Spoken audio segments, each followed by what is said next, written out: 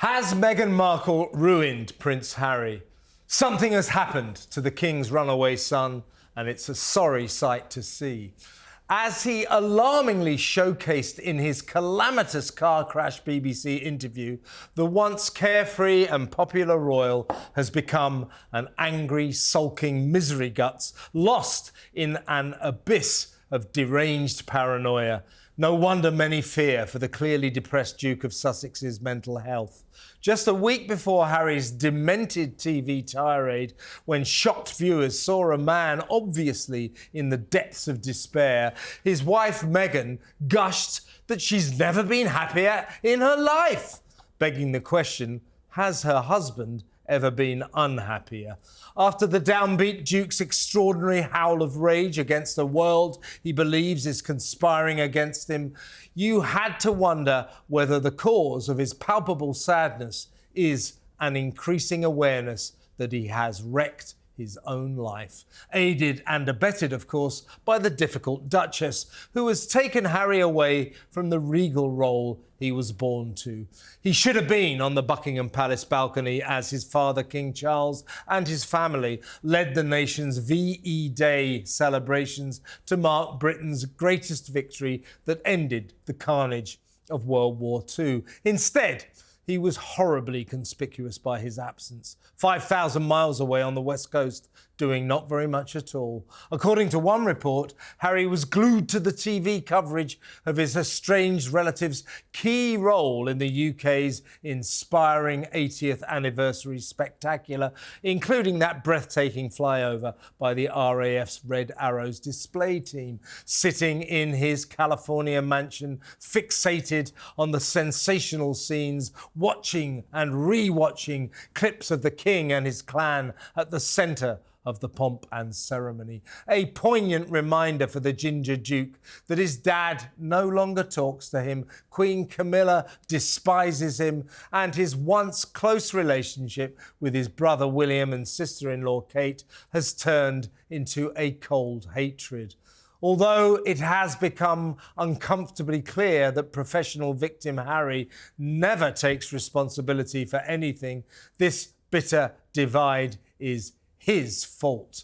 That notorious interview with Oprah Winfrey, in which he joined Meghan in absurdly accusing the British royals of being a bunch of racists. His spiteful book, Spare, revealing private conversations and clashes with his relations, and calling Camilla the villain of the story. And now his bombshell BBC broadside, after he humiliatingly lost his ill-advised long legal battle to be given armed police protection when he visits Britain, and lashed out like a spoilt brat who didn't get his own way. Amid an astonishing avalanche of deranged conspiracy theories about his father teaming up with shadowy figures to keep him unsafe, and an establishment stitch-up that wants him dead, the profoundly paranoid prince called for a reconciliation with the loved ones he left behind, but warning them that depriving him of the armed protection he hasn't warranted since quitting his frontline royal duties could result in history being repeated, as in a repeat of the death of his mother, Princess Diana, a tragedy caused by a crazed drunken driver that no gun in the world could have prevented. As his bizarre rant unfolded in all its lack of glory, the tormented prince was apparently unaware that with his stream of fantastical, gormless garbage, he was destroying all hope of ever being forgiven. But here's the thing. While this catastrophic family feud is down to Harry, he definitely should not shoulder all the blame, or even most of it. That dubious honour goes to Meghan, the American cable show actress who artfully married into royalty, nabbed herself an aristocratic title, and then lured her hapless husband away from the life he was meant to lead. She changed poor Harry, and not for the better. There's a growing sense that at the age of 40, this forlorn middle-aged man is unravelling, a ship adrift with no purpose and no direction home. As self-consumed Meghan obsessively pursues her billionaire dreams, flogging hideously overpriced jam, honey and edible flowers, filming hopelessly boring TV shows and making dreary dud podcasts, will Harry's strange marriage survive? You decide. In terms of outright disasters, the Dim Duke's half-hour horror on the BBC was up there with his similarly stupid Uncle Andrew's notorious Newsnight debacle. Make no mistake, Harry has burned the bridges. The chances are he will never see his father again. And after the security-preoccupied prince's ludicrous insistence that Britain is too unsafe for his kids, the heartbroken king will remain a distant stranger to his grandchildren. Not unlike Meghan's devastated dad, Thomas Markle Sr., whose emotional pleas to meet Archie and Lilibet are greeted with stony silence. Whatever happened to the fun-loving, easy-going Harry we used to know? Meghan happened to him. And we can now bring you from that extraordinary interview some of the footage that didn't quite make the grade, that was left on the cutting room floor. Shortly after hearing the court's legal judgment, a devastated Prince Harry sat down for what was an emotional and candid interview. I started by asking him how he was feeling. I'm shocked by the decision. Everyone said I was going to win. And I always win. I'm always right. I'm never going to bring my wife back to Britain now, and it's your fault. And she's gutted because she wanted to flog her jam on QVC. Do you want the court battle to continue? I don't want any more court battles. I can't afford them. I've run out of money. My wife keeps spending it all on edible flowers. If I don't write another book soon, I'll end up like Fergie. So what's your feelings kind of moving forward? Is there any way that this could be resolved? I'd love to reconcile with my family, but they all hate me. Don't know why. All I did was call them a bunch of racists. Daddy won't speak to me anymore, and he won't even try Meghan's jam. I mean, it's not my fault. None of this is my fault. It's everyone else's fault. Why do they blame me? Well, that was Harry, of course. That was more coherent than the BBC interview. Yeah, that was the best part of the interview. I don't know why they cut that out. But I mean, seriously, whoever did do that impression, good-looking guy, I must say. But seriously, we did, didn't we, Samara? We witnessed a man there with psychiatric problems. Yeah, I mean, we've even had some other experts almost pretty much confirm that. I mean, this isn't about safety for him. If it was about safety, the man wouldn't have travelled to Colombia, Nigeria, Ukraine in the past year. He wouldn't have... Yeah, that was the he wouldn't have... funniest I mean, thing. there was this... London's so unsafe. I'm off to Ukraine. I mean, the reality is, every time he comes to London, he is offered a room at Buckingham Palace. Yeah. He is offered protection by the king, and he chooses to stay at, well, even just this week it came out, he stayed at his friend's £8 million house, and he ordered Deliveroo, which to the Americans I was thinking about that. Yeah. Do you think he made the call? Hello, can I order some burgers, please? What's there? It's Prince Harry, Shaney Walk. Yeah, yeah. Well, but the thing is, he keeps saying people are out to get him, trying to kill him. Yeah. I wouldn't be ordering from a food service in a public. It just doesn't make sense. And so, yes, it is delusion. It's nonsense. It's absolute nonsense. It's a weird obsession that he has. Of course, his family would not be threatened with death if they came here. He's just like a dog with a bone. He won't give it up, will he? It's been an appalling week for Ginger Nutmeg, as you say. I have to say that particular Harry was... No, he's Ginger Nut. Ginger Meg's Nut. not Ginger Nut. He's old Ginger Nut. I have to say it was particularly hairy Harry. He's not that hairy, is he? I love the glorious shock of hair. And no, it's been appalling. And Harry's olive branch is more like a thorn in the side for the king. He's revealed all sorts of personal things, saying, look, his father hasn't really got that long, and that sort of emotional pressure. What he's basically saying, he can only get protection, the courts agreed with this, when he is invited to come by the king. So if he's not invited, there he is, the hairy Harry. Yeah. When he's not invited. So depressed. Absolutely. When he's not invited to come, he has to sort out his own protection. Exactly right. And this bizarre comparison with the death of his mother, I don't want to see history repeated. Yeah. So his suggestion there is that somehow the way that his mother died might be repeated if he comes back to Britain because he won't get a protection from a police gun guard. That's nonsense. And here's the thing, Samara. he will not accept the truth. In his mind, he's got that Meghan thing. And never mind the truth. What about my truth?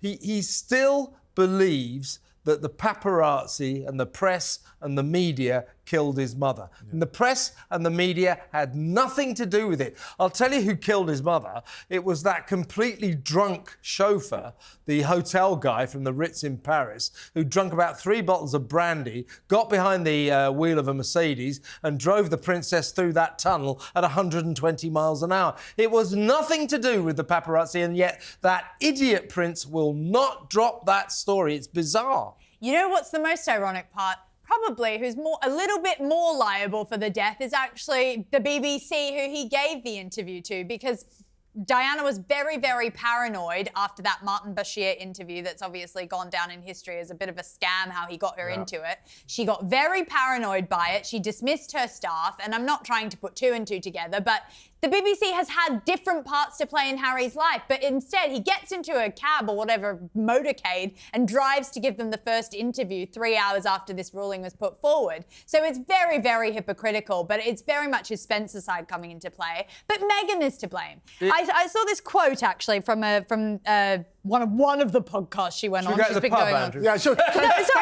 Lovely show. Nice to see you. No, I want to get No, you're making a good point. I'm only making a cheap joke. That's what I'm here for. I wanted to get your response to it, Kevin. Yeah. She said, "Slay the dragon, save the princess." Yes. Harry is just out there to constantly try to do what he can to make sure our little family is safe. Oh, shit. What about the rest of your family?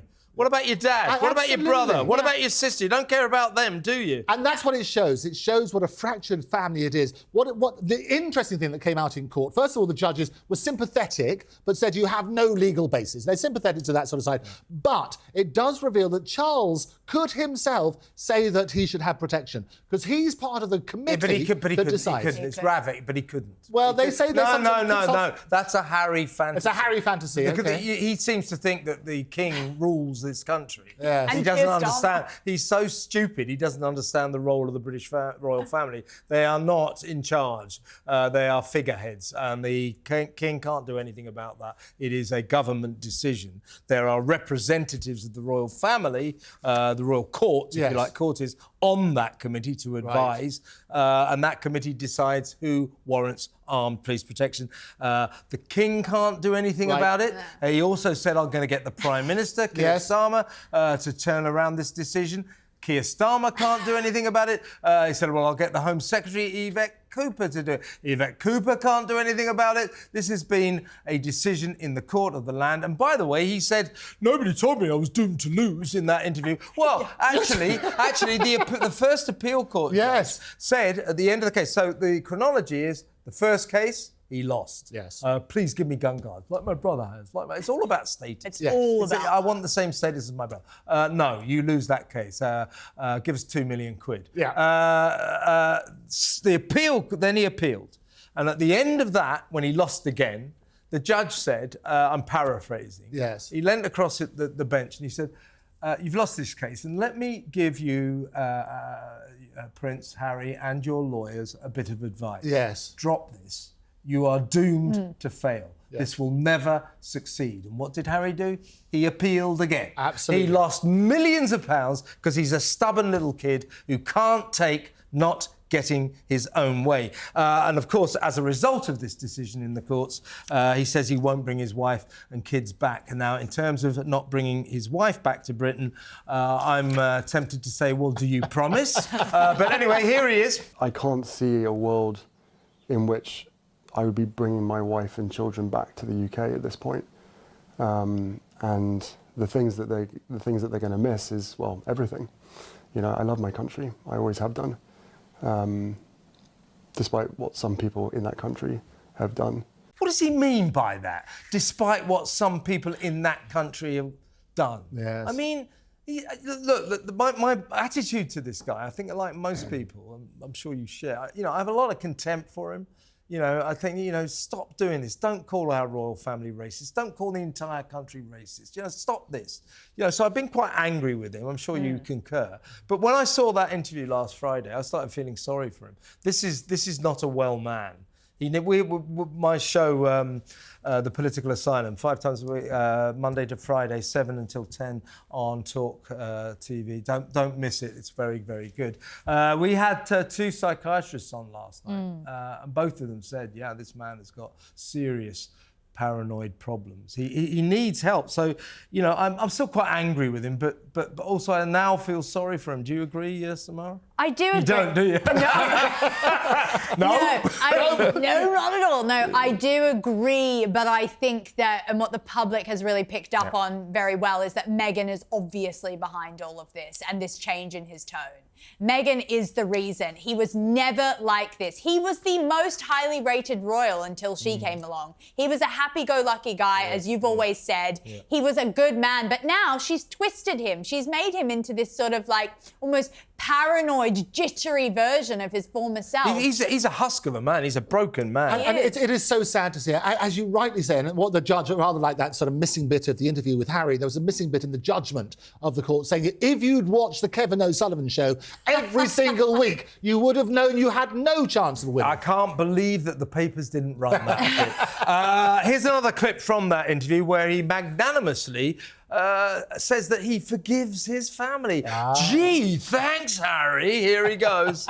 I can forgive my family's involvement, my father's, my brother, and my stepmother. I can forgive the press to a large extent as well for so many things that have happened. What I'm struggling to forgive, and what I will probably always struggle to forgive, is that a decision that was made in 2020 that affects my every single day. He's forgiven me. He's forgiven us. He's forgiven the press. Yeah. I mean, when does he get off? What do you mean? You don't get to forgive everyone else. They have to forgive you. And ironically, after that interview last Friday, as I said in my monologue, all hope of any reconciliation with his family, of him ever being forgiven by Charles, by Camilla, by William, by Kate, has gone. Yeah. He detonated that. As I say, the 2 stupidest members of the royal family, they are both famously dumb, thick. Thick is for Britain, dumb is for America. Are Harry and Andrew, and they've both given interviews. They have. Sort of destroyed themselves. Yeah. What is wrong with them? But you're right, Samara.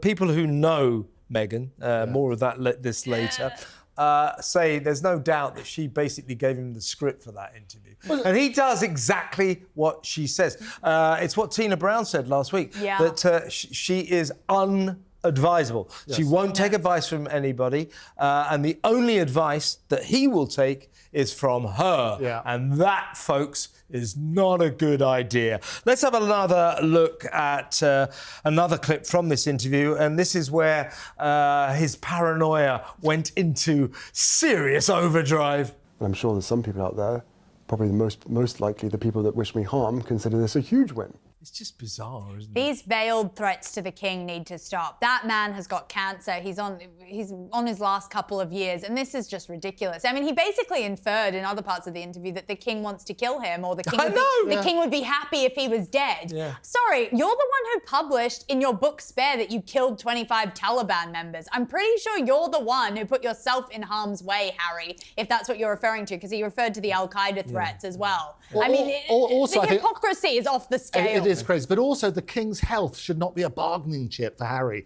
Using that emotional blackmail. When he said, I don't know how long my father's got to live. I mean, I think, to be fair, I think that's genuine. Of course. He's completely cut off. So he doesn't get any information anymore. Yeah. But it was a disgusting thing to say. Yeah, you don't let's play a clip of Harry talking about his dad. I would love reconciliation with my family. There's no point in continuing to fight anymore. As I said, life is precious. I don't know how much longer my father has. He won't speak to me because of this security stuff. I think he won't speak to you because he doesn't like you. Yeah. I'm sure he loves you. I'm serious about that. No. I mean, there is often that thing in families where you love your brother, your mother, your father, but you don't necessarily like them. It's weird thing. Absolutely. I don't think, we know William can't stand him. Yeah. Camilla despises him. And Kate wouldn't pee on him if he was on fire in the gutter. I mean, seriously, they all despise him. So for good reason, though. Yeah. He says, "Oh, it was just I just wrote a book," as if it was just some sort of fling away fictitious novel that he wrote. No, it was a airing out of all their dirty laundry. And it's interesting. It's interesting to turn around. He says some members of the family won't forgive me for the book that I've written, and for those who have forgiven me, episode 2 is coming up very, very soon. Well, You're working on that. I think there will be a sequel. Yeah, there will, because he's got nothing else to do with his life. But his reference to his father, I don't know how he's got. That was horrible. It was horrible. Yeah. Horrible. And It's not right to do. It's not a bargaining chip. Yeah. You cannot play that sort of thing. If he's genuinely concerned about his father's health, let it happen in private. See, all of this is petulance incarnate. This is childish petulance. He didn't get his own way. He threw his toys out of his pram, went in to do that interview and just hurled grenades at everybody, especially his family. And it's because he suffers from arrested development. He's a child in a 40-year-old man's body, isn't he?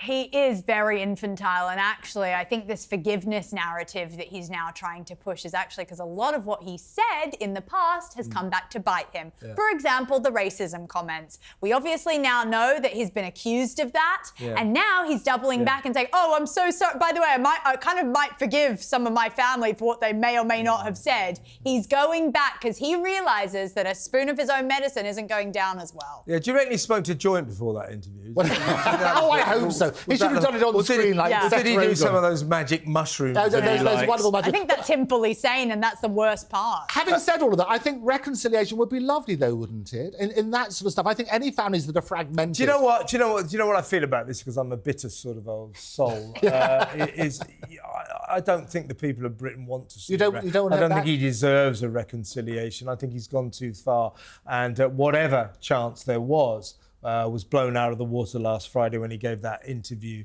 He's burned his bridges. It's all over, I think. And to be honest with you, I want the rest of... I mean, I know I'm a nasty so-and-so and all that, but I want the rest of the royal family to be like William, to say, no, you're never coming back. And by the way, when William ascends to the throne, and who knows, even before that, old Meghan and Harry can forget about, never mind your HRHs, you two, you'll be losing your Duke and Duchesses as well. It'll be Mr. and Mrs. Wales for you. When I said earlier that Harry was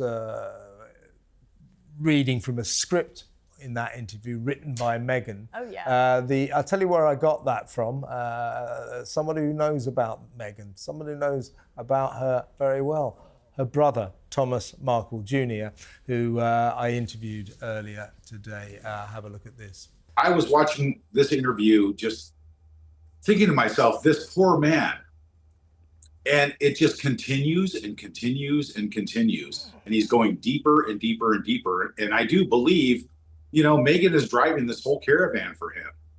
He is so stressed out. You can see it in his face. Despair. He's confused. He doesn't know what to say. He thinks he's going to get in trouble if he doesn't say exactly what Meghan says. Apparently, in my opinion, of course, but very sad to watch. And I think it was a desperate, desperate plea because they've made their beds for the last 6 years. And now they're sleeping on them, and the entire world knows exactly what's happening with those two. Yeah, we think here in Britain, and I know a lot of Americans agree, because that interview was watched all over the world, that, in 5-6 years, Meghan has changed Harry, and she hasn't changed him for the better. She's changed him for the worse. What do you think she's done to him, Tom? Well, I think it's a combination of a few things. In my opinion, I think that Meghan is playing this whole her life, scripted, produced, acted by her, all on her dime or whatever. She's playing this fantasy life out in her own mind, where it comes to where, let me get to this in 1 second, but it comes to where she wants to be Diana so bad. It's kind of freaky and kind of scary. And when Harry mentioned on that interview, right off the bat, some people in the royal family, and I'm not going to say who they are, they want us dead. Yeah. I mean, that right there red flags everywhere. Yeah, it's off the scale deranged, I think. I mean, and he, as I say, he's very, very paranoid, very miserable, very lost. Do you sense, as I sensed, that underneath all this, he knows he's kind of wrecked his own life? He's been lured away from what he was born to, and that is to be a Prince of Britain, to be a part of the royal family. She's taking him over to California, and he's a ship adrift. He's got no purpose. He's got no direction home. His family don't talk to him. She has ruined him, and he's chipped in and ruined himself. Do you think? I absolutely agree with you on all those points. I've watched Harry's downfall from the very, very beginning. When they first turned on me personally and my family, and I wrote him that letter still stands in concrete today. He should have listened, because everything since that point has gone downhill, and he's become less and less and less of a man continuously every month, every year. It's so obvious who's driving Harry and making him do these things. Listen, he wrote a book. He totally attacked the monarchy, totally attacked William and Catherine. Meghan is so jealous of Catherine. It's very, very scary. It's actually very creepy. And I don't know where this whole thing is going, but it's not going very well for either of them. And then they get on there and they complain, saying their lives are threatened. They want them dead. Poor me. I lost this. How am I going to pay for my own legal bills? Everything is like, they create all these problems like narcissists do. And then they blame everybody else. And it's always somebody else's fault. Now Harry has fallen into a major category of Meghan's narcissism. Yes, a good point. Now, I want to get onto the issue of safety, Harry's obsession with his own safety and his family's safety in a minute, because we need to talk about your safety. We need to talk about your dad's safety and your sister's safety. We'll do that in a second. But first, let's talk about the implications of what Harry said in that interview. He said, because they won't give me armed police protection, that means I won't ever be able to bring my children, Archie and Lilibet, and indeed my wife, my family, back to Britain ever again. And therefore, King Charles will never see his grandchildren again. Does that ring a bell with you? Meghan won't let you see your nephews and won't let your dad see his beloved grandchildren. He's never seen them. What is it about this couple that they send their loving grandfathers of their kids into despair? Why won't Meghan let your dad see his grandchildren? Why won't Harry let his dad see his grandchildren? Because it sort of pitches your dad, Thomas Sr., and the King together. They're in the same boat here, and it's kind of sad and almost sinister as well, I think. Yeah, well, you really touched on a very interesting subject there, Kevin, about these children. The controversy is just endless on this whole entire thing, between the moon bump theory and the surrogacy and everything else like that. I don't know. My father doesn't know. I don't think anybody knows if those children are legitimate or surrogates or what. Nobody really knows. No. But for Meghan and Harry to use these kids as pawns, totally just, blindsiding their theories about child safety on social media. Now they're using the kids as pawns. They've been using the kids for pawns for years. My father has already given up. And it says, I'm never going to meet those kids. King Charles is never going to meet those children, ever. I don't know. And using the kids as pawns, as a bargaining chip, what is wrong with people? I just don't get it. That's like, family is family.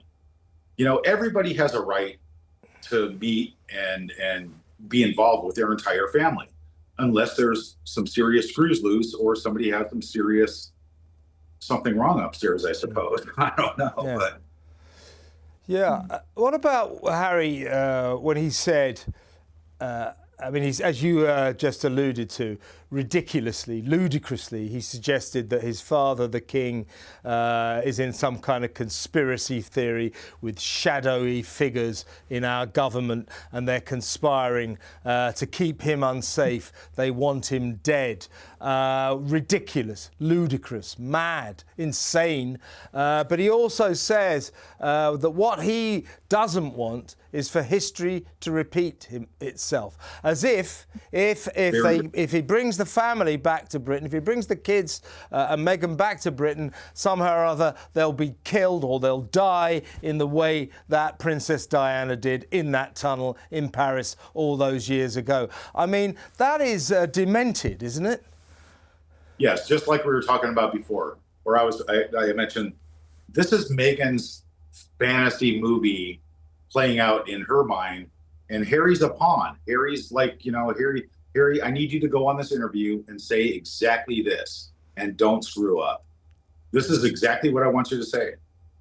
I think she's playing this out in her whole mind because apparently, she's mentioned to everybody that she talks to Diana in the grave, right?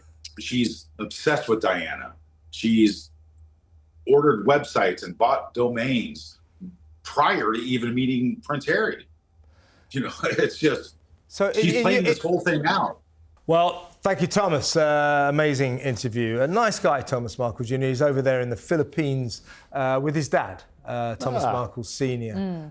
They've had to run away because they're getting so much attention. As they say, Meghan always going on about her safety. What about our safety? Yes. They've become the focus of media attention. It's not very nice for them.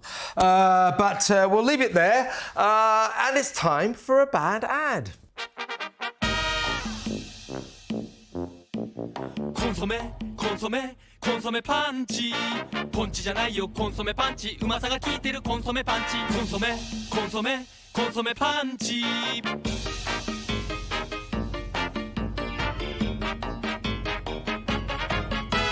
コンソメコンソメコンソメパンチパンチで元気コンソメパンチ What kind of animal is that? Unicorn or something? Unicorn. Japanese crisps. We love it. Let's get some. We're doing Japan tonight with our adverts. Tell you what I've got for you. You've been travelling the world. We've been missing you all the time. You say hello, I say goodbye, Dubai. We've got the easy way of travelling. You won't know what this is. This is a checkbook. Yeah, what is that? I don't. Nobody knows it. Do you not know what a checkbook is? Nobody knows Do you it. really know what? They don't have a look at it. Here we go. Have a look at this. Where's the camera? Have a look at that. But these are blank checkbooks. But this is the easy way. Give a little blow, because I love it when you give a blow. Every week she has to give a little blow. Every week. And Yeah, watch that's how I carefully. stay on the show. You also give a little magical wave and look at that. There you go. We then get the currency. Oh, There's wow. a £20 note. Wow. We've got the 20 euro and we've also got the dollars. But nice. even better than that, a really obscure currency, because you've been travelling the world. Is that real money? Yeah. That is real money. You can have that. Let's get over What there. is your favourite currency? Here we go. Favourite currency? Wait, name a country. Any country at all. Make it difficult. Russia. Really? What's Yeah, the I was currency in thinking about Russia? it. Rubles. Ruble, there we go. This is what a ruble's worth at the moment. Rublitos. These are the little blank things over here like this. Okay, Again, okay. if you give a little over here like this, give a little blow. Another blow. Give it a little blow. Andrew, do I Quickly, have to? yeah, give a little blow. Another one of your Over there blows. like that. There you go. And we have a look at that. Wow, All another over ruble. This is a whole load of troubles for the rubles. You can have all of those. Enjoy. Thank you. Careful, because they're a little bit wet. Well, because I blew them, so.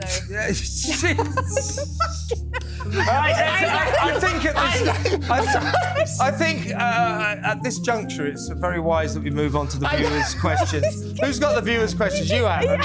Stop blowing the rubles. One of the ruble. It's got to be good. Hotels for illegal migrants are now costing the taxpayer £15 billion every decade. Is this good value for money? It's remarkable. I think it's great, yes. No, it's a disaster.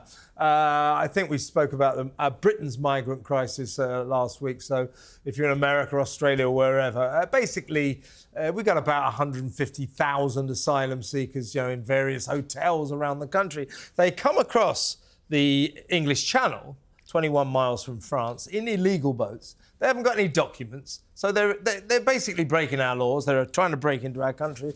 And what would you think we would do? arrest them, detain them, deport them. No, none of that. What we do is, hello, get into this nice coach. And now we're going to take you to a 4-star hotel. Have some free food for the rest of your life. Here's £50 a week. Here's a free doctor, free dentist, free lawyers to fight your case to stay. That is the British migrant crisis. That's what we do to people who arrive here, foreigners who arrive here illegally. If anybody was in any doubt that Britain is absolutely criminally insane, there's a story for you. We are mad. This is a mad nation. Next question. You're bang on because Donald Trump's America had about 3 migrants cross the border the other day. Donald Trump has sorted out the American migrant crisis. You know why? Because he's got resolve. Because he wanted to. Our left-wing government doesn't want to. They love all these foreigners coming in. The people of Britain hate it. That's why this lousy government days are numbered. Unfortunately, we've got 4 more years. Oh, my God.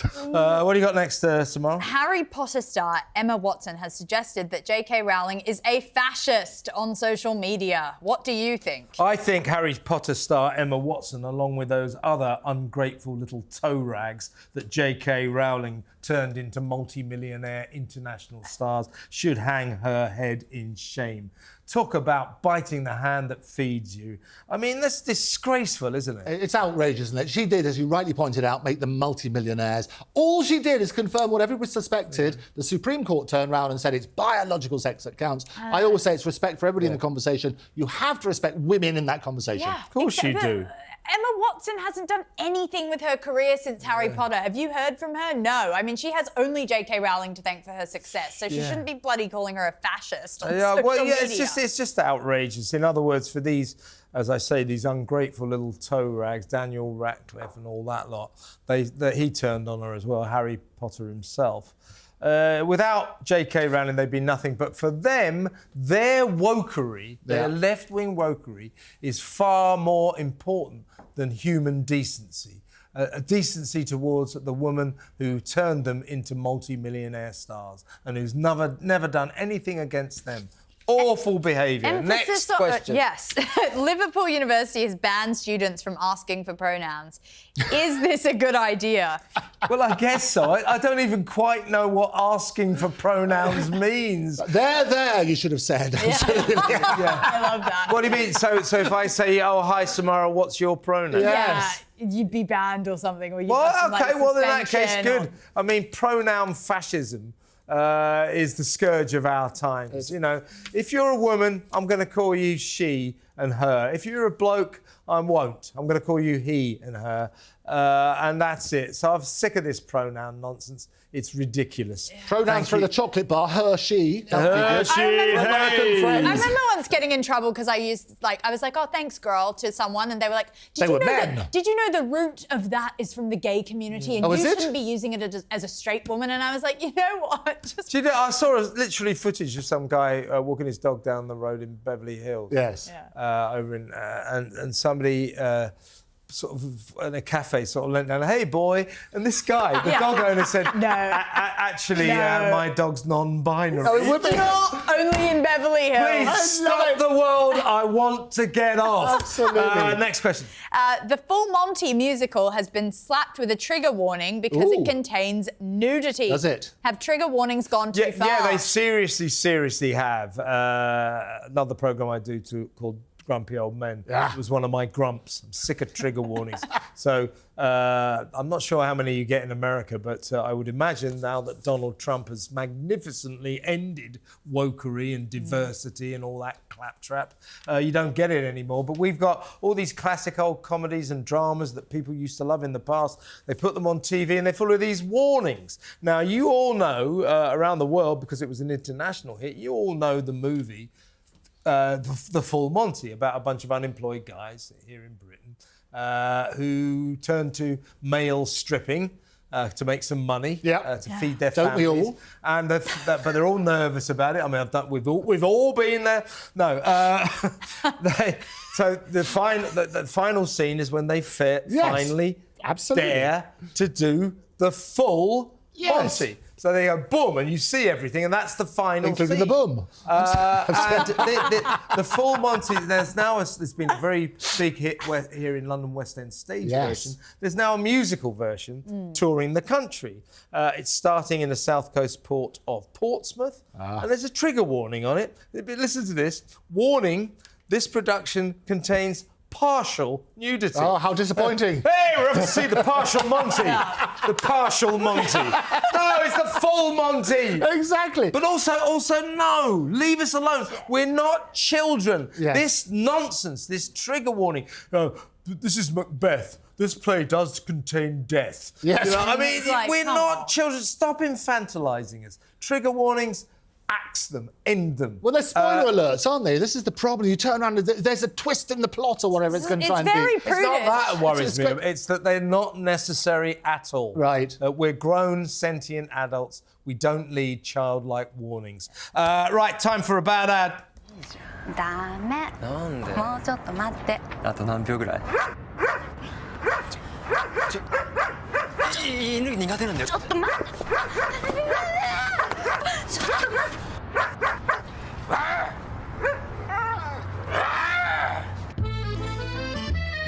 て選び抜かれた素材だけ宅配寿司は銀の皿 That was an advert for sushi, and also, I should point out, it's the weirdest advert I've ever seen in my life. I think we better go to a real break because I am very disturbed at the moment. Kind enough to leave at the bottom of our show on YouTube. We get thousands of them. Unfortunately, this week we're not going to be revealing it. I promise you, we'll return to your comments next week. But the thing is, the reason we're doing tweets this week is that Samara and I are such big news that apparently we've been going viral all over social media. So we're going to stick to tweets this week, but back to your comments next week. What do you got, Samara? You obsessed white women need to find something else to obsess over. This is unhealthy. Try to be this level enraged about your own life. Well, my life Is that about me or you? Me, I think. But this is the one thing I really want to get right. I'm actually not white. I'm biracial. I'm half Biracial? Indian. Half so Indian. everyone's saying, oh, you're a white woman, you're a white woman. I'm not. So I'm like Meghan. I'm half-half. Yeah. So go away. Yeah, you really look very. I look very biracial. You don't look at all white. Yeah, I'm biracial too. I'm Irish, Yes. half Yes. Irish. Actually, I'm more than half Irish. What do you got? Fantastic. Well, Mick Griff writes in, they're always horrible, these tweets. Each to their own. To me, Kevin is obviously playing a role badly. He's clearly scripted his angry dwarf routine tired years ago. No loss to journalism, even with a 90s TV gossip pundit variety. Mick Grift. What did he? What the dwarf? Yeah, dwarf. He called you everything. Dwarf. Buy How dare whatever. you? I'm nearly 6 foot tall. I'll have you know, Samara. Joy Henderson says, imagine how happy life would be if you stop obsessing over people you know that don't know you exist. Yeah, that's probably true, actually. Is this Harry and Meghan? Well, they do know we exist. They know. They do. They love it. They write it every week. I know. They know I exist. I think I'm not on their. I believe I'm not on their Christmas card. Oh, list. outrageous. I think they have a list of their most hated journalists. I'm not sure if I'm top of the charts, but I'm right up there. Andrew. The wonderfully called Got a Big Mouth says Kevin O'Sullivan acts and talks like an angry, bed-wetting teenage virgin. I'd rather listen to Camilla Harris drag her fingers down a chalkboard while babbling abstract nonsense and giggling like a stoner. Angry, bed-wetting teenage virgin. I am not a virgin. Samara. Ty has said, this is mental illness. Seek help. Yes. You look stupid and dumb. Imagine hating on someone who's doing better than you in life and doesn't even know you exist. Oh, well, yeah, again, I mean, I wish I was. Well, living on she's Tito. doing better than you in life. You haven't found yourself a prince to latch onto and leech off, have you? Look at you. Have you? Not at all. No, not at all. I'll tell you, that Andrew, he's going spare. Hey, look, not that one. Although the other one. although you'll have to supply the money. Also, I'm a little bit old for him, unfortunately. Go on, Andrew. March for Art, rather appropriately named, says, talkTV, Kevin O'Sullivan's drunk on today's programme sounds like a 5-year-old, says Martin. Drunk. Drunk, like a 5-year-old. That's what I should say. I do not like a 5-year-old. Go on, Samara. Quinn says, are you okay? That woman looks better than you on her worst day.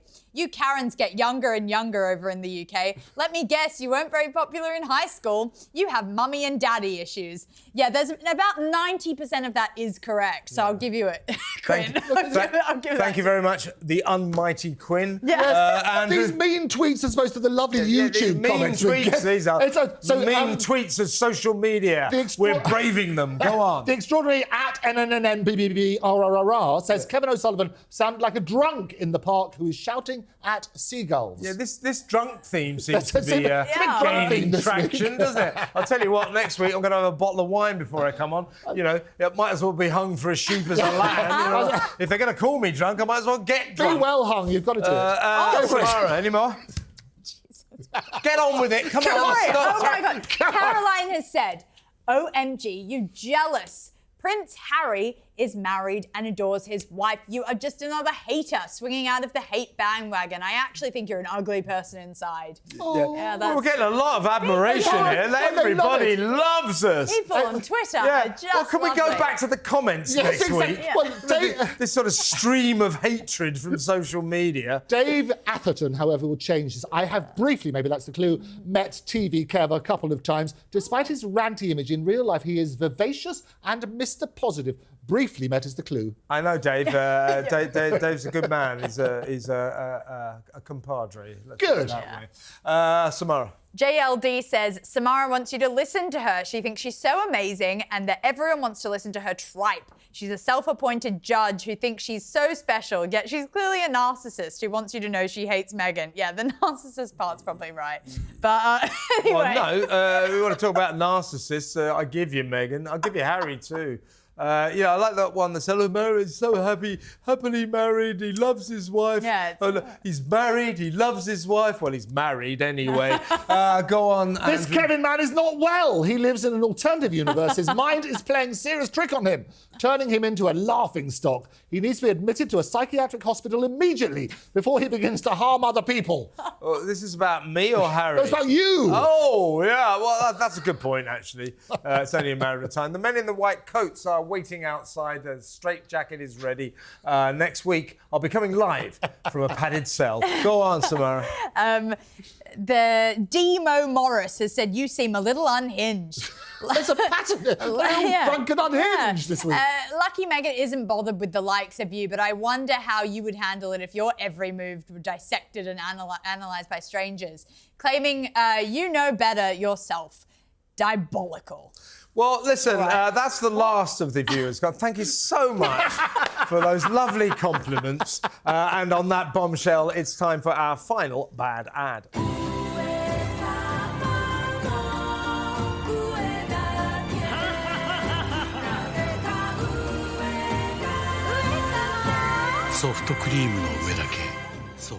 Have you had that? I mean, that's for yogurt. Yogurt. It is good. I mean, oh God, I don't know. For many years, I represented Dentsu, I still do, the world's biggest advertising agent, who are Japanese. Okay. And I used to, if you ever saw the movie Lost in Translation, Yeah, celebrities go over to Japan and they advertise all sorts of things. So we took Stephen Hawking and Maggie Thatcher and various others, because they do this weirdest adverts, get paid a shed load, and it's only ever seen in that's Japan. right, in Japan. That starred Bill Murray, That's and the they one. went to karaoke. Yeah, and he and got Stargate. Roxy Music's More Than This. He goes, man, this is really hard. It is the worst karaoke song ever. And on that karaoke bombshell,